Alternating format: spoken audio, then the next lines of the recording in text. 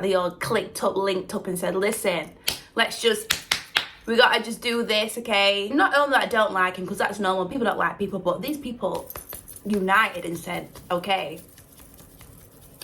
let's diss him. Do you know what I'm saying? Damn.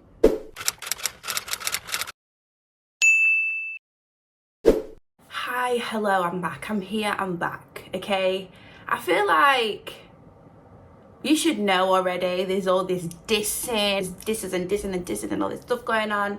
And I have heard a bit of Drake's diss track and seen some of the things he was saying. I've seen some of the things other people were saying, but I just thought I'd watch a video, like a rundown video, to keep me in the loop. Because you know what? Sometimes I'm not in the loop unless people tell me stuff, because surprisingly, I don't always have time to be on social media unless I have to post or something like that. So this video came in my suggestions, how Drake's disses, no, apologies, how Drake's diss track just changed hip-hop. I don't know about the title, but we're here for the vibe. Also, I know that you are all probably in the loop way more than me, so let me know anything that I need to know, which you always do anyway, so make sure you do that in the comments. But before I jump into this, make sure you jump over to my Instagram, follow me over there. A huge thank you for the love, the support that you've been showing. I always post and let you know when I'm dropping new reaction videos, so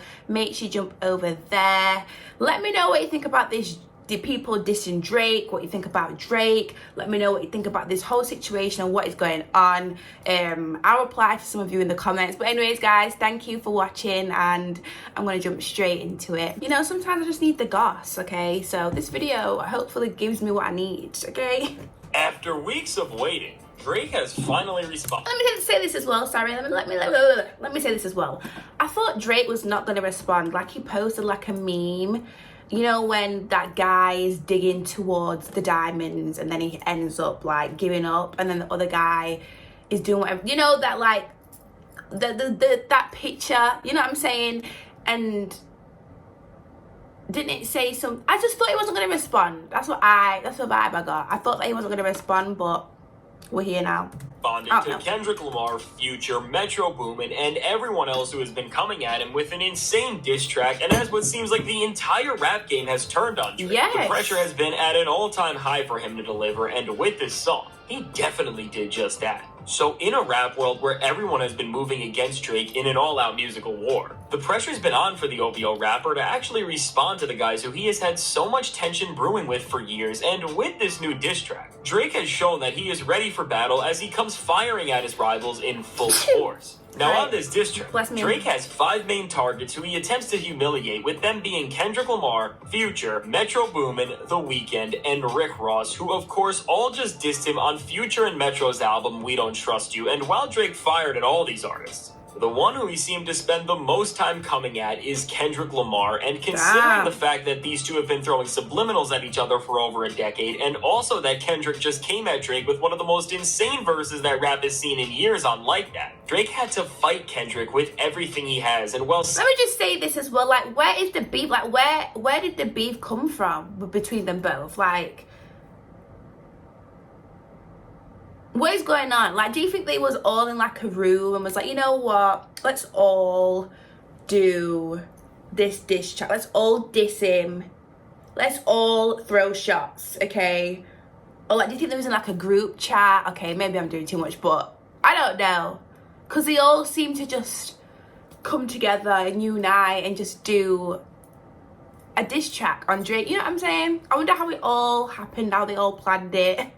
Rap has seen in years on Like That, Drake had to fight Kendrick with everything he has, and while somebody like J. Cole completely folded in on himself when trying to diss K-Dot, Drake made sure to at least say things that actually could hurt him, although when you look at the shots that Drake threw in their entirety, he made one mistake that may end up costing him this entire feud. But before we can understand that, we have to look at the way Drake designed this performance as a whole to not just clap back at Kendrick, but to play on and subvert the very ideology of his sentiments on Like That as a whole. Whether Drake responds to Kendrick's Prince outlived Michael Jackson bar with a line like, "What's a prince to a king? He a son," Or he says Damn. you won't ever take no chain from us to fire back at Kendrick's line Damn. on snatching chains and burning tattoos. The way Drake plays on a lot of what Kendrick said on Like That shows that Drake didn't just do his homework coming into this battle, but also that he's still able to dissect all of the chips his opponents threw out against him and throw them right back in their face, and in a battle of this level.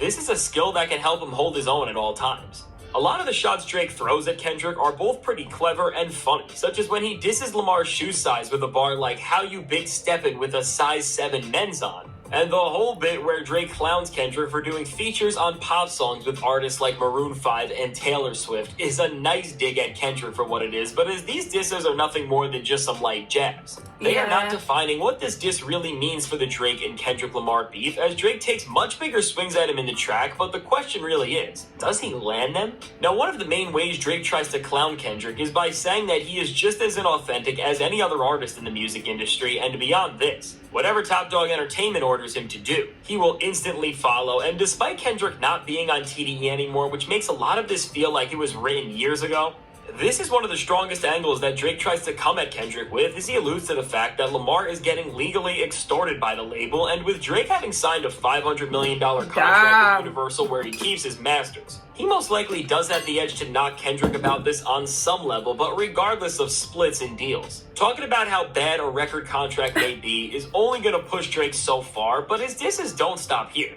Now, while Drake responding to Kendrick's Big Three claims and saying that Travis Scott, SZA, and 21 Savage are all in the conversation before him may seem pretty random and strange at first glance, what's really significant about this here is that Drake name drops SZA, who was on TDE alongside Kendrick for years, and with a move like this, while also talking about how Top Dog's management takes at least half of what Kendrick Lamar's music made. He's being really tactical as he's doing all of this to try to tear up Kendrick Lamar from the inside, and beyond this, Drake does not stop here, and possibly for the worst, as overall, the line that is going to end up holding the most weight from this track when we look at it in its entirety is when Drake says, "I be with some bodyguards like Whitney," and while on the surface, this is just a line where Drake is boasting and making a reference to Whitney Houston and her starring role in the film Bodyguard. When you understand the fact that Kendrick Lamar's wife's name is Whitney, you realize that this bar serves as an attempt to get under Kendrick's skin with a reference to something in his private and personal life, and by doing this,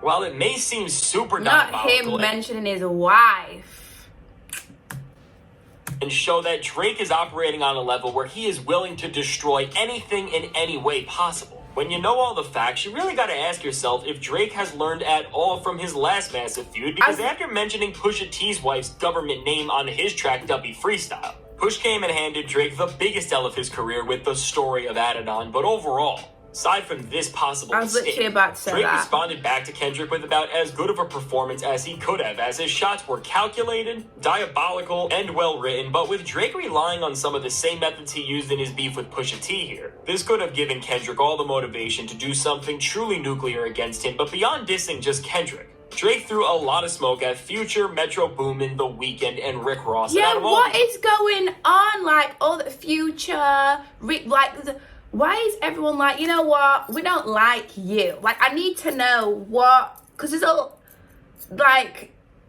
of people that don't like him. Not only that don't like him, because that's normal, people don't like people, but these people united and said, okay,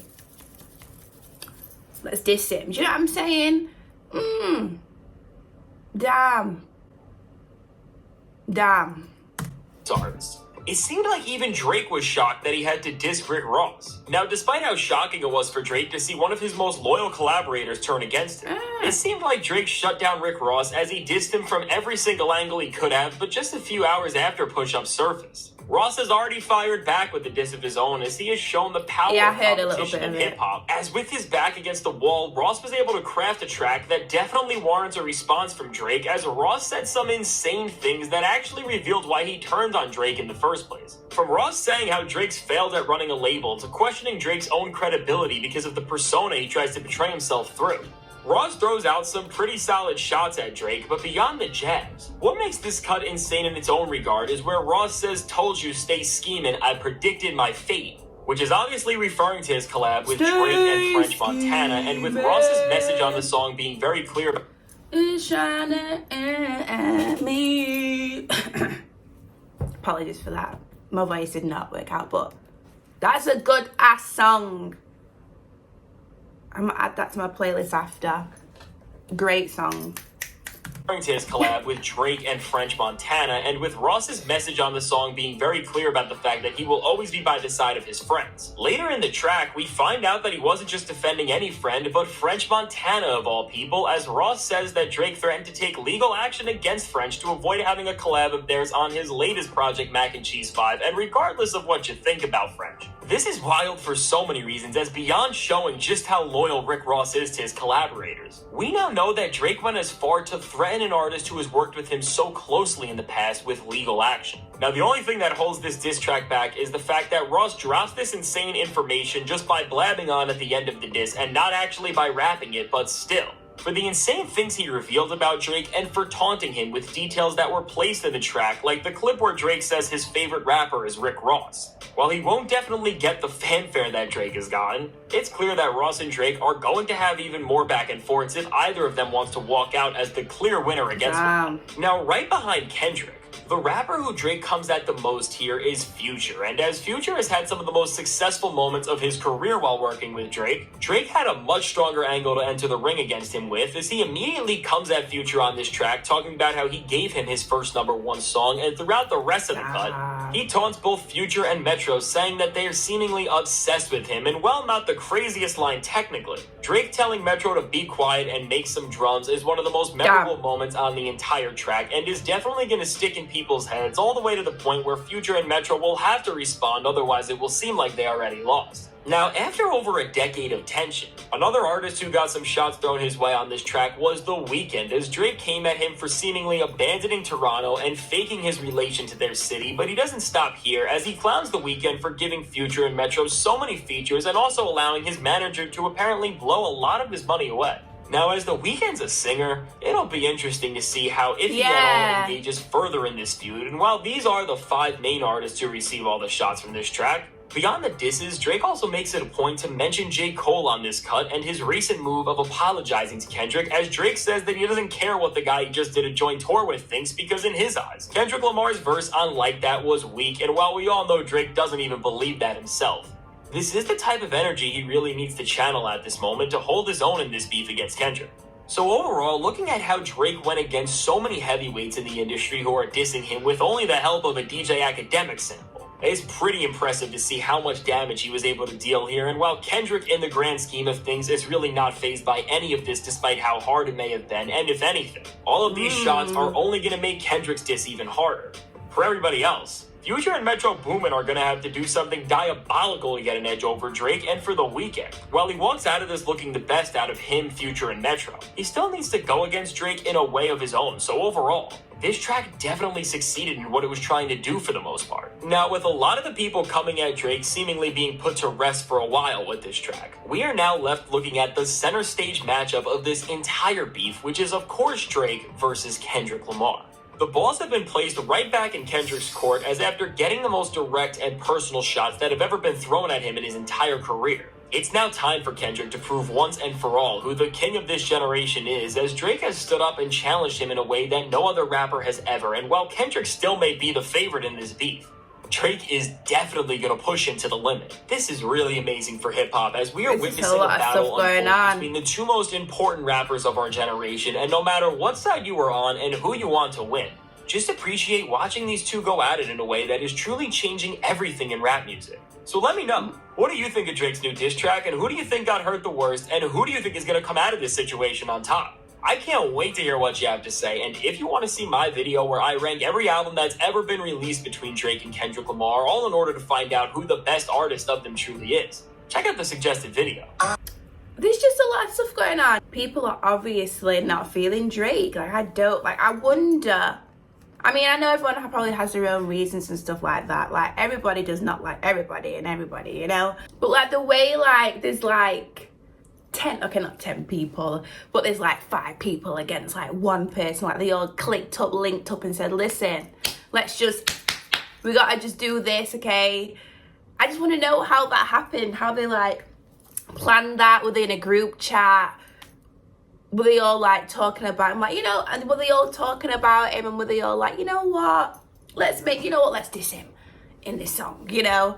I don't know. Let me know what you think about these diss tracks though, and like, how do you think Drake came off stronger? Do you think Rick Ross came off stronger? Do you think Future and Kendrick Lamar came off stronger?